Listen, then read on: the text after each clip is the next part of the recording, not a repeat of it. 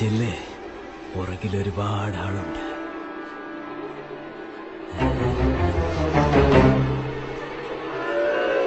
അടുത്തത് നീ.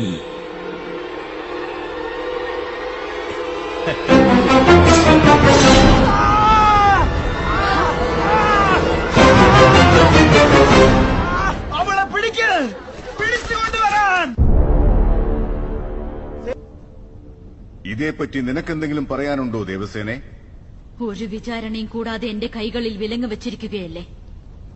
ഞാൻ കുറ്റവാളിയാണെന്ന് നേരത്തെ തീരുമാനിച്ചു കഴിഞ്ഞില്ലേ? ഇതെന്ത് ന്യായം? ഇത് മകിഴ്മതിയുടെ രാജനീതി. നീ തെറ്റുകാരിയല്ലെന്ന് തെളിയും വരെ നീ കുറ്റവാളിയാണ്. കാട്ടാളന്മാരുടെ ഇടയിൽ പോലും ഇങ്ങനെ ഒരു വിചിത്ര നിയമം കാണുകയില്ല. നിങ്ങളുടെ നിയമം ചുട്ട് ചാമ്പലാക്ക്. ന്യായശാസ്ത്രങ്ങൾ കടലിലേക്ക് എടുത്തെറിയുക. മാനം കെട്ട ഈ രാജ്യത്തിന് മകിഴ്മതി എന്ന പേര്.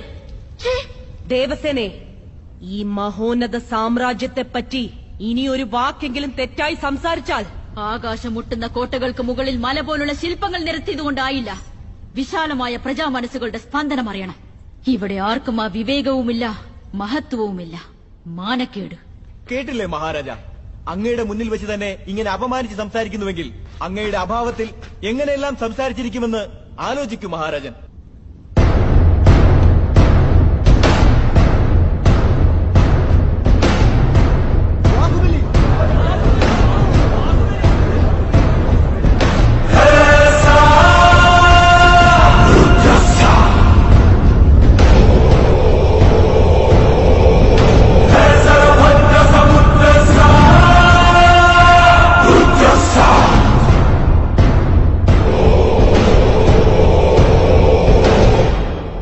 എന്തോ നടന്നത് ദേവസേനെ?